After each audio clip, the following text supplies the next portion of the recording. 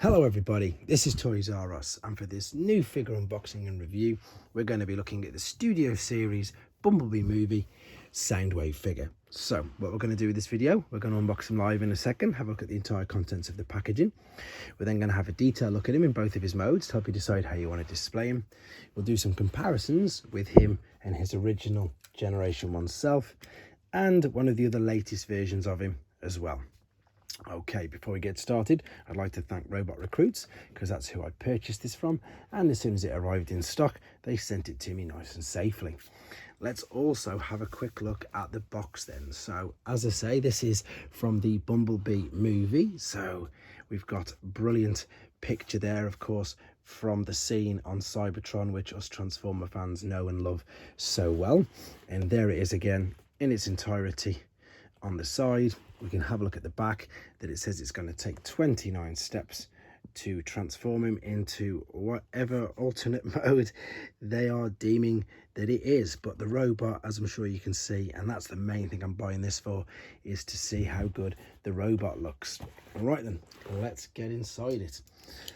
So yeah, I don't normally buy too many Studio Series figures anymore. I used to buy all the movie figures, but then I stopped buying them because they just kept releasing the same ones over and over again. But I think, as I've mentioned with these figures before, even though this is the first one I've got in hand, I just think obviously these are completely different. That's a good size actually as well, that's really big. And what I also like about the fact is that it's sort of bridging the gap between the people who like the movie figures and who like the original G1 stuff. So there, of course, I'm going to bring it down now, is the Cybertron scene background, which we can have a look at in a second. We've got his instructions, and of course we've got the safety card, but that's pretty much all that's in the box. So I'm just going to set him free from here and come straight back to you. Okay then, so I've just took him out of the packaging, and first impressions is he looks really good. He's quite weighty as well, and again the size is, I think, true of a Voyager. He's quite big, to be honest. We've got a beautiful head sculpt there, loads of bit of robotic stuff around all the mouthpiece. The head will of course turn all the way around. Look at that nice detail there on the back. You've got the tilt up and down as well. We've of course got the chest that opens, and this is actually quite intriguing. I've not obviously seen any of the cassettes yet. This looks rather small, and we already know, and I'll show you in a second, that the War for Cybertron ones do not fit in at all. Articulation wise, of course, full range of motion in the shoulders. Waist will turn around, you'll notice that bit there though does lift up. Biceps, legs, yeah, knees, hips out to the sides, ankle rock, again pretty much as you'd expect. Full amount of articulation. It does look really good. If we spin it round to the back, I'm quite impressed with this chest cavity. It doesn't look huge at all. I mean, I'm only imagining it can hold one cassette. I'm pretty sure it will. Again, I don't know, I've not seen one of these in hand yet, and I've not seen any of the cassettes or any of the reviews, to be honest. But the chest, it's really well sculpted, as in it doesn't look huge, it doesn't stick out, and yeah, it just seems to fit the figure brilliantly. The accessories obviously are these, which we'll attach in a second, but overall, as you can tell, first impressions, I'm really impressed with this guy. What we're going to do now, we're going to have a detailed look at him in his alternate mode first, and then we'll come back to the robot afterwards. So here we are, we're back, and he's in his alternate mode. Quick apologies for no transformation process on this video. It will be uploaded in a separate one to keep the length of the video down. And this is his alternate mode, and this, I suppose, at the moment is still a huge discussion point for everybody involved in the Transformers community, because we still don't 100% know what it is. It's supposed to be a cybertronian hovercraft, which I suppose it does in some way look like it. I think to make that sound a bit more believable, if you pop this bit up here, you can use that as a cockpit, and you can imagine popping people inside it. That is of course the huge chest cavity there, and I've actually seen a 3D company attach some extra parts to it, which of course I don't get, and you can now attach the cannon to the back as well, which turns it more into like a tank, which I suppose it could be as well. It is a very strange alternate mode, and I'm one of the collectors anyway who also mainly only displays in robot mode, so I've got no issue with this at all. It's just really strange. The only one thing that perhaps I could think that it is sort of trying to emulate is that it could be trying to, as I say, emulate his alternate mode in Transformers versus G.I. Joe, because he does look something similar to this, but I don't know. This is obviously the Bumblebee movie, and it does say that it's going for a hovercraft, but let's have a look at it. If I'm being also honest as well, I found the transformation process quite difficult, really quite finicky, clicking everything into place. I mean, you can literally see at the back there that is just him, just folded up. That's his legs folded up. There's his arm, and I've turned his head around. So you're probably thinking, why is it so difficult? And honestly, it really was. These tabs here, these came off so many times. They really did.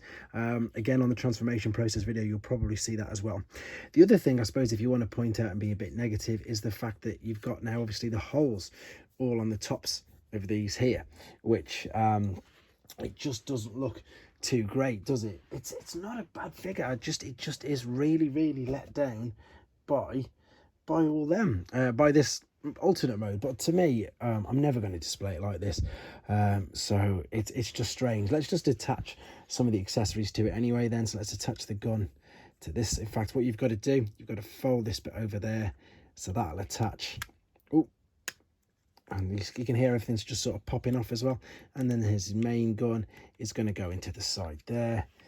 And at the moment, I say, because I haven't got core class Ravage, I can't do anything with showing you it inside there. I do like the idea more of it being a tank though. Yeah, it's just a really strange one, and I don't really know what to add to that. This is all new, by the way. If you're thinking, where did this come from? This was from the underside, which I've just typically, oh, there you go.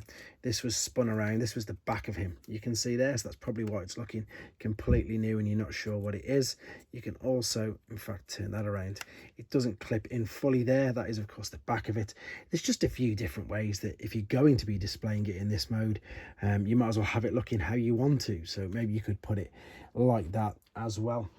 Again, it's just a really strange alternate mode, and to be honest, I think I should have had that there anyway. That makes that look a little bit better. I just hadn't turned the bottom bit, but there we go. I don't really know what more to say about this, so let's get him transformed back into robot mode for some more comparisons. Right then, so we're back for the final time in his robot mode, and quite obviously this is the way that we're going to be displaying him. So let's put his accessories in his hands.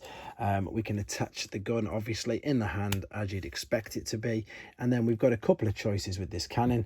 You can have it either side there. These are actually dowels, cutouts there, so it could either be like his Generation 1 self is, where they have this coming over the back like a shoulder cannon. There you go. That is obviously more what you're used to seeing Soundwave look like. And you can, of course, put it in his hand. I'm going to do that in a second. So what I'm going to try and do is just very quickly, again, use this backdrop, pop him on there. And again, it's a very posable figure. This is a classic example of where they really have just gone to town with just the robot mode. And I suppose, let's be honest, let's give them a little get out of jail, because we didn't see him transform at all in the movie. They have got out of jail with it, because I don't want to dwell on it anymore. It's just weird. It's a very obscure alternate mode. I'm just going to take this out of the back as well, and I'm going to just fold it, this little tab here. I need to get some, that's better, put his feet down, fold this bit underneath so I can pop it in his hand and just show you this. There you go. So you've got two different ways, of course, of how you want to display him. Very quickly then, I'm going to do a couple of comparisons, some movie ones. So this is a Revenge of the Fallen one. It's not the standard one. This was from the Bumblebee double pack gift set, and I suppose, of course, this is the Bayverse. This is what's classed as Bayverse. I've got another one here which I still haven't got around to doing a video on yet, but you can see him there. He is worlds apart from these, absolutely worlds apart. Ironically enough, I do like them all. Of course, I prefer G1. I've always said that. I really like this figure, and to be honest, I don't mind this. Again, it's got a terrible alternate mode, so that seems to be maybe the ongoing thing, apart from this, with especially the first movie figures. But this is, I suppose, where you've got Travis Knight's influence. He's obviously tried to, and he has done, let's be honest, he's got it looking a little bit more G1, because there is, of course, the original G1. I love the fact he's got the red eyes though. I do love the red eyes. It's way better. It's just like the cartoon. The original toy obviously just had the yellow ones, and then we've got the Netflix version here of a Generation 1 Soundwave, and you can see that they've got good homage and a good likeness to that. What I also want to point out as well is, remember at the beginning I said that this guy feels big, he feels weighty, he feels like a proper Voyager class figure.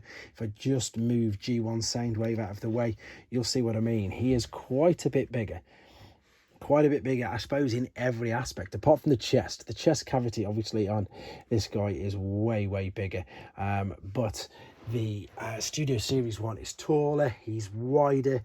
He just feels, as I say, just completely different. And what I need to do is I need to just grab a cassette very quickly just to show you that they do not fit. So yeah, here we go. So this is of course a War for Cybertron cassette, which fits nice and snugly into the War for Cybertron Soundwave's chest plate, and this is just, you can tell already, look, it's nowhere near, it's enormous. It's definitely not going to fit in no matter how you want to. So it'll be really interesting to actually get hold of Ravage when he comes available, so we can then do another updated video on this. But there you go. I'm actually going to take this out of his hands, and of course I'm going to display it with it on his right hand shoulder. Is it? Yes, it is. That's his right hand shoulder. That's where it's going to go. And again, I just want to round off that it is a great figure. It's just weird though, because it is a transformer, and it's got a mode that you probably will never transform it into again, unless again some more third-party companies come up with some other great ideas. I've already mentioned the tank, and I'm sure there'll be many more soon as well. So I'm just going to round this up exactly there. It's a great figure. It's so poseable. He's very articulate. The detail is simply stunning on him. And this is a good indication of what the Bumblebee Studio Series figures are going to look like. I think again I'm definitely involved with these. So thanks for watching, guys. Let me know what you think of him. Let me know what you think the alternate mode is. As I say, it is supposed to be a hovercraft, so I can't really say it's not. That's what they say it is, but it doesn't look like one to me just yet. Maybe we'll see him in his alternate mode in the new Rise of the Beast films. Who knows? And then who knows? Maybe they should do that. Then of course they'll be able to confirm exactly what mode it is. But there you go. Just my thoughts at the end. Thanks for watching, guys. Take care. Thanks for watching. Like and comment, and don't forget to subscribe.